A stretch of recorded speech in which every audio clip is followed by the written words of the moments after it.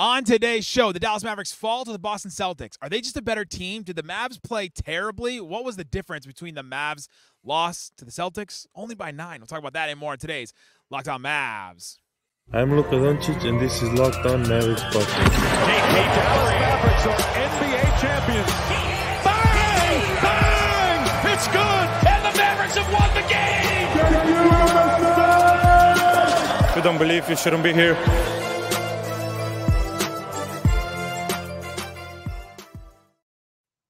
And welcome. You are locked on to the Dallas Mavericks. My name is Nick Angstadt, media member and NBA channel manager for the Locked On Podcast Network, your team every day. Thanks for being part of the show, making Locked On Mavs your first listen today. We're the best way you can help us grow the show. Listen every day. Listen. Okay, wait. Just 1 second. Listen. Tuesday, when you're listening to this, my birthday. Hey. I want to hit 100,000 subscribers. That's what I want. We got 30K. We're like a third of the way there almost. I want 100,000. If you can't hit that, subscribe to the subtext for me. That's what I want. Subscribe to the subtext for a month or so. Happy early birthday. Just do that. Subscribe for my birthday. Am I using my birthday to get subs? Yeah, I am. Yeah, that's Happy fine. birthday. Capitalism, baby. That's what I'm all about. But the best way you can help us grow the show is to listen every day, leave a 5-star review, comment anything below. Let us know what's one reason why the Mavs lost this game to the Celtics. Joining me on the post-game show, as always, what you got for me, Slightly Biased? Why did the Mavericks lose to the Boston Celtics? Sometimes, guys, a team's just better. Sometimes a team is just better. They were. We'll talk about, are the Celtics just better? Are the Mavericks just talent deficient, and that's why they can't win a game like this? We'll talk about the foul deficiency between the two teams. We'll talk about a bunch of things, but I want to start here. There is one reason why the Mavs lost this game. It's because currently there is a 10-game ticket package that several fans have bought that has been cursed. Really? Yes. Mo Alum on Twitter is somebody that's followed the show for a long time that I know.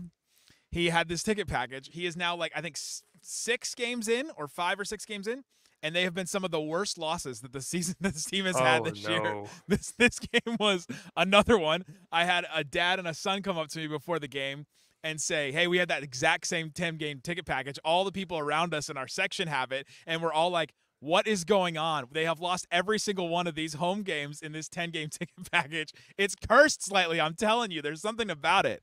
That is honestly hilarious. We need to know the other games. We need to have them penciled into the calendar to know what are these other games. Because the Mavs will sell season tickets where they'll sell the entire season, or they'll sell mini packages where it's like 10 games or however many like that. Yeah. At a time. And so, yeah, that one, it's cursed. Yeah, just let us know what the other games are so we know. Like, hey, guys, there's not going to be an episode tonight. Yeah, we'll just skip it. Yeah. Be like, it's cursed, and we don't need to mess with the curse. We're not going to – or we do some kind of snow dance before. Did you ever do a snow dance? No. Growing up? Like a rain dance, but a snow dance? Maybe this is not a Texas thing, but I grew up in Ohio. And it sounds like a very white person thing. It is. Not going to lie.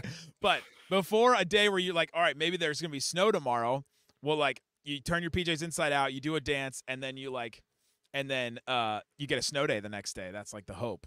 Oh, okay. So, in elementary school, we do that. But yeah. the difference to me was the 2 stars in this game. If we're going to actually talk about basketball and actually talk about why the Mavericks lost this game, you look at the 2 stars and you just go, all right, let me see the difference between these two. Tatum and Brown combined for 72 points, 24 of 43 from the field. That's almost 56%. It's really good. Luka and Kyrie, 56 points, 21 of 50 from the field. That's 42%. Mavs lost by 9, and the stars of the Celtics outscored the Mavs stars by 16. Yeah. No, I mean, this to me, I feel like this is really the Celtics are just a better team. They just are. They're 10 wins better in the win column. I mean, they're the best team in the NBA. Second night of back-to-back. There's some crazy stat going around that the Mavericks are 1-5 against teams on the second night of back-to-backs. That's not a stat that you want. Well, but, yeah. Tatum and Brown according to me, like just my feeling of this season, they're 0-100 against when they had any kind of advantage against any team. It's like rest advantage, talent advantage, doesn't matter. They just lose any of those games. Well, also, too, the weird thing about the rest advantage, if the Clippers broadcast yesterday that I was watching was correct, I saw you tweet that. The teams on 4 days or more of rest are now 2-9 this season, which is kind of weird. It is weird. But it makes sense because basketball is such a rhythm game too. At the same time, where even over the course of a game, you guys get into rhythm and the shots go down. So that could have something to do with it. But no, like you said, Tatum and Brown were just really good tonight. They were hitting tough shots. It sucks because Jayson Tatum's been shooting like 7% from the field. It feels like over his last 4 games, and then he comes out tonight and it's just scorching hot. Jaylen Brown is hitting some incredibly tough shots, and that's what these 2 guys can do.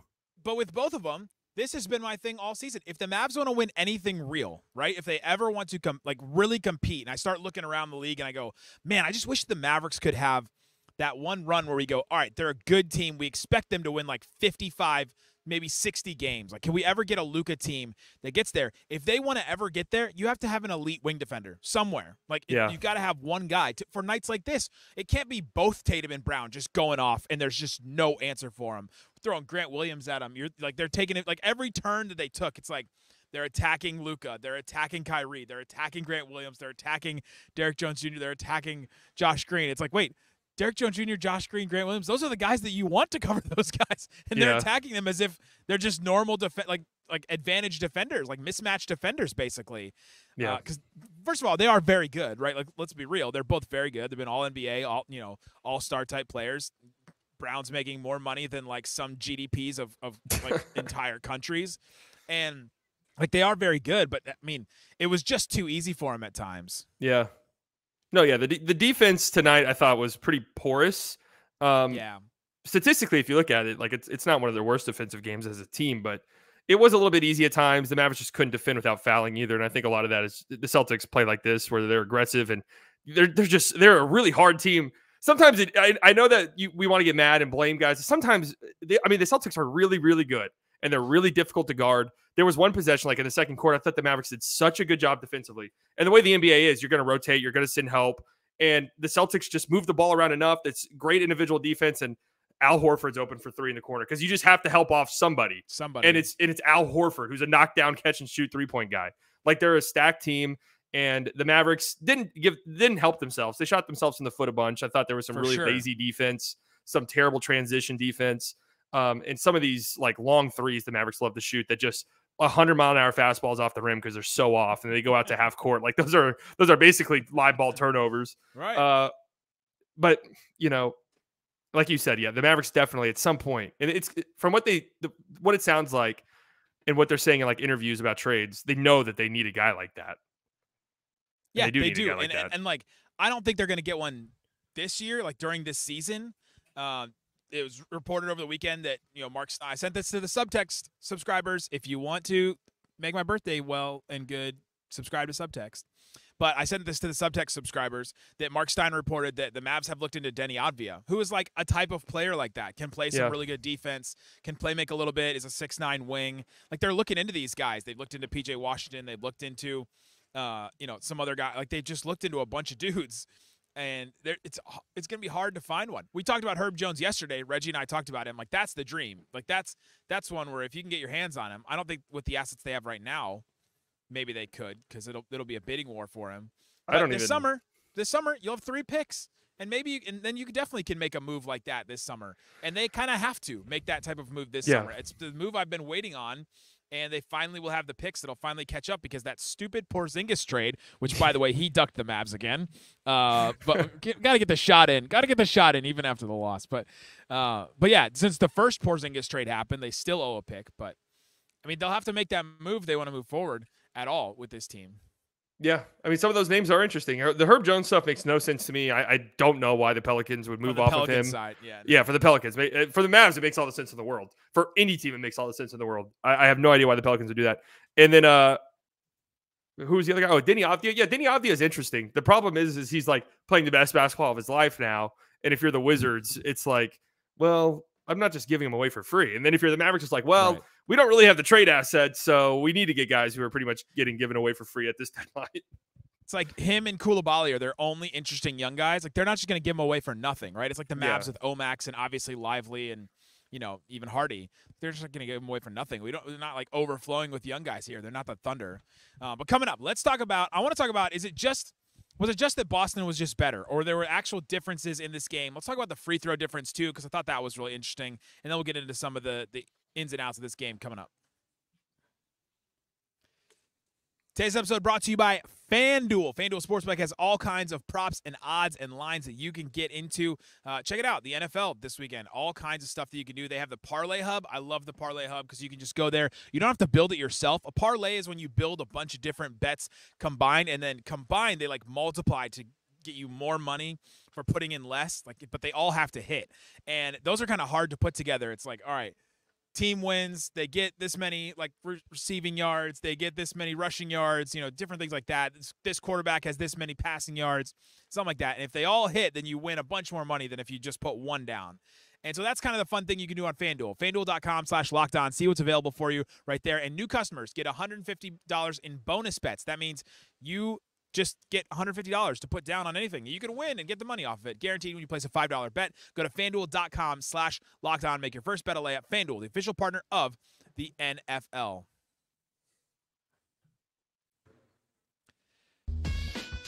Thanks, everybody, for hanging out with us on Locked On Mavs, being part of the show, part of the Raccoon Squad, listening every day. Appreciate each and every one of you. We appreciate everybody for subscribing to the subtext, for getting us to 100,000 on YouTube. That's my next goal. I'm just gonna throw the big one out there. All right, I want the little plaque. That's what I want. Yeah, that is a dream. That plaque would just be cool. All right, Slightly. Let's get into this game. The Celtics are a better team, and at some point, the Mavericks did not play their best basketball at all in this game for sure. We talked about the difference between the stars, but the two teams, they were fairly even coming out. I mean, Mavericks were up by 2 at the end of the first quarter, and it felt like, all right, the Mavs have an opportunity here. And then in the second quarter, Boston's threes just started going down. And then I felt like the Celtics stars just started scoring a little too easy. Like, it just became too easy for them to get certain buckets and to get into things. And then the third quarter, that's when it felt like it kind of opened up a little bit, even though the Mavs made a comeback towards the end. And to me, what the Celtics did to the Mavericks on offense is what the Mavericks it was what a lot of teams do to the Mavericks. They try to just make it a one-on-one game. Yeah. We're going to stay home on it. It was like the game plan the Clippers have had against the Mavericks for years. We've got all these wing defenders, so we're just going to play this one-on-one game where Luka has freaking Sam Hauser in front of him. He's going to look at him like barbecue chicken and just go at him, but we're going to send help at right the exact moment, and it's going to make it difficult for Luka to try and take advantage of that matchup. We're not just going to put Sam Hauser on an island and that's it, right? Yeah. And so I felt like that made it into a one-on-one game, and then they didn't win in the one-on-one game with the two sets of stars. No, yeah, that's a great point. And we had moments at, like, when Luka was having his absurd hot stretch where we were coming on here, like, are teams at some point just going to say, you know what, we'll live one-on-one. We can't just keep helping off and giving these guys wide open threes, because it was just they were torching teams with it. But yeah, and this is why even a guy like Dante Exum would, like, having him back would help so much, because when the game gets to that and you are matchup hunting, you need to find the weakest defender. And it's tough whenever you have maybe at most 2 guys you feel comfortable like dribbling the basketball, which was the case tonight. Yeah, I mean, it is still a problem, because Luka and Kyrie break guys down. You miss a shot, so be it. You tip your cap to the defender. Other guys on the court, it's like, okay, that cannot be the best shot we could have possibly gotten right there. And I won't name names. Second offensive possession of the game for the Mavericks. Josh Green drives right at Dereck White, who's like a very unique defender in the NBA. Looks like a small guard. He doesn't look menacing at all. He has no hair anymore. You just look at him and you're like, I can score on this guy, right? Like, he's just another one of those small guards in the NBA. No, he's like the best guard rim protector in the league. It makes no sense. He's just got this timing, and he just figured out how to stop stuff at the rim. It's almost as if he played center when he was a kid, and then he stopped growing. He's like, all right, now you have to become a guard, but he still has those instincts around the rim. And Josh Green just drove right at him and got his shot just completely blocked. And you're like, oh, it just took away the confidence of just one more guy to handle the ball. And they didn't have it. And the reason why the Celtics could get away with that defense I was talking about earlier, where it's just one-on-one against Luka and Kyrie, is because their team defense is so good. Like, their team concept is so good that everybody knows when to help and recover and rotate exactly when they need to. And it's one of the reasons why the Mavs have struggled this year. They don't have that same kind of team defense, but the Celtics do. They've played together, and they've got some really dang smart guys. Mm-hmm. Those 3 role players, White, Horford, and Holiday. I mean, those are like 3 of the smartest defenders in the whole NBA. Yeah. I mean, those are 3 like $20+ million a year players, like in the open market. That's how, I don't know about Horford with his age, but I mean, like, they just got great talent. They do. And like you said, their team defense is so great. They're so smart defensively. And, like, they know who to help off of too. Like, it doesn't seem like there's ever really mistakes. Like, Derrick Jones Jr. had multiple times this game. And this is something that I'm kind of watching and it's starting to scare me a little bit. But Derrick Jones Jr., you got to shoot the 3. Like, if the 3's open, you have to take it. Yeah. And there were times in this game where he was way too hesitant on 3s and tried to, attack the paint. And Dereck Lively's down there and 3 guys are down there and we're just throwing up contested layups against Horford. Except that double step back he took. Was it like the first half? I think it was the first quarter. He took a double step back 3. I was like, what are you doing? I mean, he's had under 30% from 3 since the start of December. So we're at like a pretty extended stretch here of some poor shooting from Derrick Jones Jr. But between him and Grant Williams and then Josh Green's like inability to like drive, that's really hampered the Mavericks offense a lot this season. Like, yeah, it really has. Just and then Hardy not taking a step forward either. Like and Curry not being that good. He was out tonight, but not being that good. Like, that's really hurt the Mavericks. And then Exum being injured. Like, those are the big things. Like, that's why the Mavericks offense has not been that good lately. Yeah. And you would like to look at coaching and say, all right, can you guys like draw something up to get us out the mud? But it's tough when you don't have a lot of like really great decision makers on the court. Like, it makes it difficult. It just does. Guys, if the first read's not there, okay, then what next? It's like the quarterbacks where it just falls apart. Well, this is where I get frustrated. The coaching staff has not planned for these things when you're like, this is obviously a problem going in. Like, all right, they have all these guards, but they don't have enough ball handlers and decision makers, like you said. So can we install something else into the offense that's another different look? This has been my thing with Kidd for so long. Can we put in something else where it's not just, all right, a pick and roll, a double drag, a dribble handoff? There's got to be something else. They're smarter than me. They've got to be able to figure something out. And that's been my frustration with Kidd and the coaching staff, at least on offense. But all this to say, the Mavs' margin of error in this game was very small. Yeah, but they only lost by 9. So another one of the big difference is the foul difference. Yeah, right? You look at this, and that was brutal. The Celtics took 30 free throws, and the Mavs only took 14. Well, I don't think the Mavericks should look at this and say, "Oh, we only lost by 9." I think you got the Celtics like B game tonight. Like, this was not. The Celtics weren't super sharp. I mean, they're still the best team in the league and can still turn it on. Record-wise, the best team in the league. I don't want like Nuggets fans jumping down my throat. Record-wise, they're the best team in the league. And they like you said, the Mavericks have no margin of error in games like these. The Celtics do have some margin of error, and the Mavericks had to play almost perfect, and they didn't. And yeah, they couldn't defend without fouling. Tatum had 19 free throws. Jeez, I did not realize he had that many free throws. But I can't remember. They were coming from somewhere. I can't remember too many of the foul calls that I disagreed with. I thought that there was maybe some calls the Mavericks didn't get that the Celtics were getting, but that's what got me. I think Luka pulled the biggest Dwight Powell in this game. I think he got hit in the face 4 or 5 times, and I don't think he got a free throw on any single one of them. The Celtics were allowed to be more physical than the Mavericks, and sometimes that's going to frustrate you. Jason Kidd even said it after the game that the team got frustrated by the differential in the foul calls, and that they didn't think that the Mavs were getting certain calls that the Celtics were getting, and they got frustrated, and then they hung their heads. It was the exact same story and script as last year, where this team gets discouraged by something, and then they hang their heads. And you saw Luka on some of those plays, like some of those defensive plays where he was not putting in the effort like he has been this season. He's been very good defensively, and there was some times where he was getting frustrated and not putting in the effort.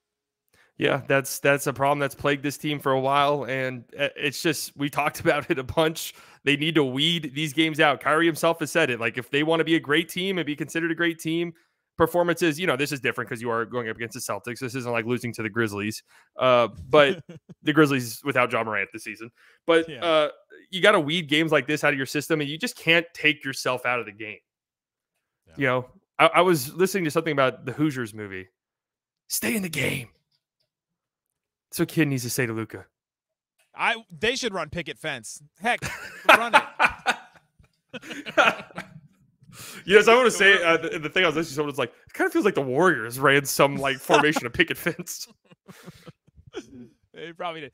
Picket fence is probably what the Mavs ran in clutch last season, like all 14 times when they had to get a game-winning shot. They didn't get it.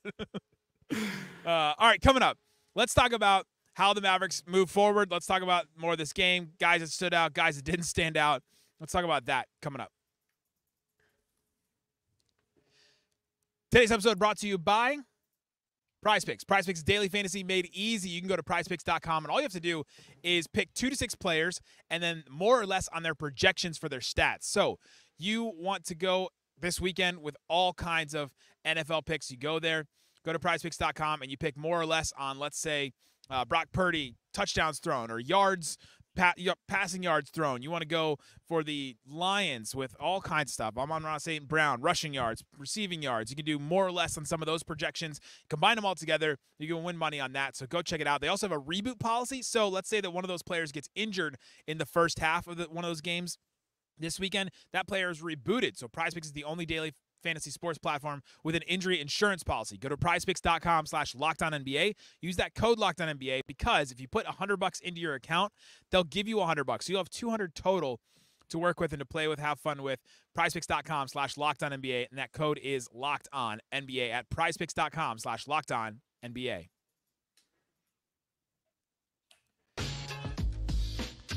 Thanks, everybody, for hanging out with us on Locked On Mavs, being part of the show, part of the Raccoon Squad, listening every day. We've got a daily Locked On Mavs show for you. Also, the 24/7 Locked On Sports Dallas stream on YouTube, as well as Fire Stick TV. All the Dallas shows, Rangers, Stars, Cowboys, Aggies, Longhorns, you name it, we got it. So check it out, 24/7 sports stream, Locked On Sports Dallas on YouTube and Fire Stick TV. All right, Slightly. One more thing I want to say about this. I want to say a bunch more things about this game, but the Celtics took 46 threes and 30 free throws. That's only happened 11 times this season for any team in the NBA. Hundreds of games have been played. That's only happened 11 times our team has done that. The Celtics have 3 of those games, 3 of the 11. They just play that way. It's very rare that a team gets that many threes and free throws.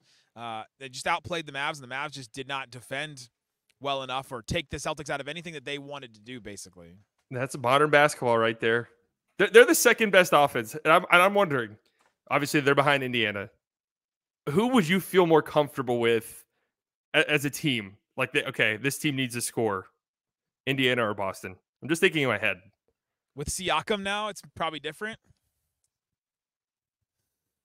It's still Boston probably, because when you need a score, you're relying on some one star's jumper, right? Yeah. And like I think Tatum and Brown can get a shot better than Halliburton's weird jumper.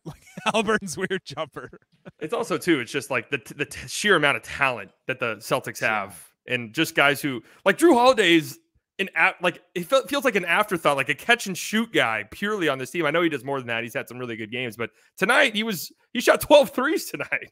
13 shots, 12 threes. Just kind of insane. Okay, one of the big things that I've failed to mention so far. Jason Kidd opted to go with Maxi Kleber at the end of this game instead of Dereck Lively. He only played 9 minutes in the second half. Why didn't Lively close this game? Celtics were just small. I mean, no KP tonight. Even with KP, they stretched the floor, obviously. But they were just going 5 out with 5 really good and capable shooters. And I just think the Mavericks liked having a guy like Maxi who can switch and play on the perimeter and you feel kind of comfortable with. And also, too, I think another thing that you have to maybe consider is when you're going up against an offense like Boston, you do have to be very crisp and play almost perfect team defense. And maybe they just feel a little bit more comfortable with Maxi at this stage, early in Lively's career, just more comfortable with a guy like Maxi who's been around the block a lot. And I thought Maxi played good defense in this game. Like the offense stuff is a little concerning for him for sure. But he had some moments defensively that were kind of impressive. Except the one drive reverse layup that he had that just came out of nowhere. Just that was sunned Luke Cornett on that one drive. That was impressive. But the threes, I mean, and we were talking about this before the show, is it's hard for fans. We want to win every game, and especially in stretches like these where it feels like they've been losing a lot lately. You want them to pull it out the mud and get wins. We have to remember for the team themselves. So this is true for every team that they look at it as a process more than anything else. And this team needs Maxi. Like they need him to be good. That's right. Especially if the trade deadline goes how I think it's going to go, or the Mavericks don't make too many substantial moves, like if they want to make a run, they need him to be like a consistent guy for them off the bench. So you got to kind of let him play his way back into shape. It does suck that that's at the expense of Lively, maybe. Very. But in a matchup like this, that kind of made some sense to me. I didn't think that was like too terrible of a decision. Yeah, there are two things that are true about this to me. One of them is what you just said, is that the Mavs do need Maxey to go farther because they need that like fifth defender that's a little bit bigger. Maxey, I thought his defense was pretty good around the rim. He had a couple of good blocks at the rim and at least altered some drives and shots at the rim and at least contained some guys here and there. He's not like an all defensive player. I'm not trying to say that. And then we did mention his offense was not that great. But they do need him to go forward. Like, remember the version of the Mavericks that worked in going to the Western Conference Finals. Maxey was hitting like a bunch of threes and closing, and Dwight Powell was playing like 9 minutes. They need Maxey to be there, to be that switching guy to work. And so they do need to play him back. It is a process, and so I'm with you on that. The thing about Lively, though, there's also, with a rookie center, you've got this ceiling, right? Because as good as he's been, as good as he's made the Mavs defense, and like the type of player that he is, eventually he'll be able to play in those matchups. But as a 19-year-old rookie center that has not played in these situations, that is not that great switching right now because he's a 19-year-old center, right? Like, you're not expecting him to be elite right away. He's not, whoever, like, name whoever. And so you've got some kind of a ceiling there. Yeah. And he's not going to be able to play in some of these matchups like this. There are a lot of centers that can't play in matchups like this. Yeah. In general, right? If Porzingis was playing, it'd probably be different, actually. If you think about it, they play a little bit bigger, and then maybe the Mavs go Maxey and Lively, and you can play a little different against the Celtics team. But instead, you got Horford, who's very switchable, can be a three-point shooter, and Lively was just like, he got caught so many times under the rim, and then his rotation was all the way to the three-point line. And you're like, dang. Yeah. And then he also wasn't giving them that much of an advantage on the other end. He was getting some rebounds. Like, that was positive, but he wasn't giving them a huge advantage because they know how to defend that pick and roll and not just get killed over the top, unless it was Luke Cornett. The Mavs connected on that twice. Yeah. With Luka and Lively against Cornett, and I was like, oh, and then the Celtics adjusted, and they never did again. I was about to say, how many minutes because the Celtics ran a small ball group that had basically Tatum at the 5 at one point in this game that I thought was really interesting. So how many Cornett played 6 minutes in the second half? Okay. Because I did feel like when Cornett was on the floor, they're like, okay, finally, we can do the Luka Lively pick and roll. We can take our advantage. Yeah. Here's the thing I want to talk to you about. This is kind of related to this game, kind of not. And Dana and I were talking about this. The Mavs small ball units have not worked so far this season. They're like a -13 net rating without like Lively, Powell, Holmes, Maxey on the court. Like these small ball units. First of all, why haven't they worked in your opinion? That's not even small. That's like a different iteration of small ball. Small ball in my brain is like Maxey at the 5. Yeah. Like that is small ball to me. Grant at the 5 is like pushing it. And like they'll have even rotations where it's even worse than that. Like their iteration of small ball is just terrible. Like it's I mean, Hardy barely played tonight, but over the course of the season, it's been like 3 guards, including Hardy, and then Luka, I guess if you want to count him as like the 4 in this lineup, and then Grant Williams is the 5. Oh, he's 2 inches taller than Grant. Yeah, I mean, Luka's the biggest player and the best rebounder on that group, and that's just not going to win you a lot of minutes or games. No. It's clearly something they want to do, though. They just don't create an advantage. Like, what's the advantage that they're creating that they don't already do when they're playing at least a little bigger? Yeah, your offense has to be just dominating the other team, basically, in those minutes. And they have not been able to do that. And a lot of that is like Grant Williams hasn't been very good lately. Seth Curry hasn't been what you wanted to. And he's, for some reason, always in those small ball lineups. I don't know why Seth is always included in those. He didn't play tonight, but over the course of the season. Yeah, you just had some disappointments. You need to get better at the wing. And you've got a rookie center that you've got to work through at times. So, yeah, interesting. There you go. Let us know in the comment section what's one reason why the Mavs lost this game. And let's see. Kyrie Irving. Hold on. Kyrie Irving sprained his right thumb early in the loss against the Celtics. X-rays were negative. He's wearing a brace on it, but it doesn't anticipate missing any time. It's going to hurt. That's Kyrie said. It's going to hurt. I don't think there's anybody in the NBA that's 100% night to night. What hand? His right thumb. Oh, shows shooting hand? On his shooting hand. Oh, yay. Sigh. This team, man. Well, hold on. Did you think this was an embarrassing loss? Did I? Yeah, because I saw No. some people saying this was an embarrassing loss. I did not. No. Yeah, I don't know. This doesn't even qualify for the Mavs' embarrassing losses this season. Yeah, somebody in my chat said this was the worst loss of the season. I'm like, dude, there's just simply no way. There's been some really bad ones. It may be okay. This is the only way I can say it was one of the worst ones because it was right there. Yeah, because it was like right there. Like you had an opportunity to beat a really good team like this. If you think about the rest, if you take the rest advantage too literally, like you probably shouldn't. That's probably like it should just be a little lean. It shouldn't be like, oh, because they have this rest advantage, they should absolutely win. If you take that too literally, then I can see where you'd think that this is a really bad loss for them because it was just right there. Like it would have been they just blew such a great opportunity. Yeah. But no. I think part of it too they've had way worse losses. It's more an indictment on the Mavericks than it is. Yeah, true. But I think part of it too is they're now under 500 since their 8-2 start. So I think every loss has started, like frustration starting to mount a little bit just amongst the fan base. I get it. Yeah, I get it too. Trust me, I feel the same way. I want this team. I just want to stretch. Like I get jealous of these teams that are like rattling off wins, and every night for the Mavericks, it feels like, guys, I have no idea what to tell you. Their variance is so high, and it's going back and forth each game, and it's because of how they're set up right now. There you go. All right, let us know in the comment section what's one reason why the Mavs lost this game. We'll be back tomorrow, I think. I don't know. We'll see how it goes. Guys, thanks so much for listening to Locked On Mavs. Peace out. Boom.